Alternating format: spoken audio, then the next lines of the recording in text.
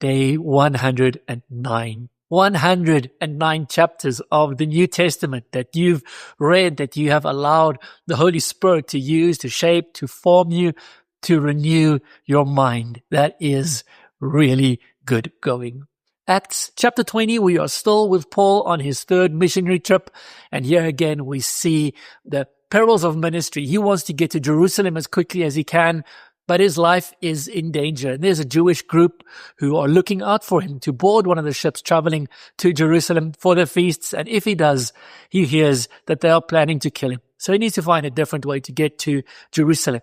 On the way, he stops at some churches and he does what he does. He preaches, and we see here for the first time in Acts mentioned the church gathering on the first day of the week. That is our Sunday. That's where our tradition comes from, to gather on a Sunday. And they gather specifically for dinner.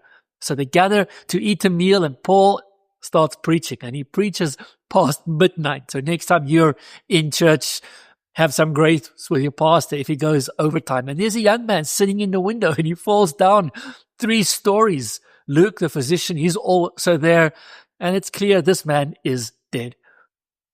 Paul takes him up and says his life is still in him and raises him up. They go back up 3 stories, and guess what? Paul continues preaching, and he preaches until dawn. It was crazy, the passion that these people had for Jesus, for his word, for his presence.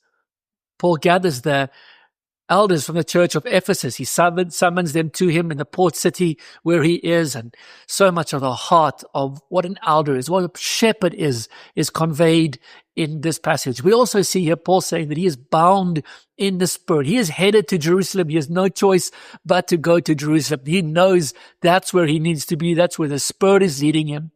And he knows when he gets there, trouble awaits. He's moving through these prophetic communities and the different churches. Every church he goes to, there is someone prophesying, someone saying that chains await him. Interesting here also, Paul says, in the words of Jesus, it is more blessed to give than to receive.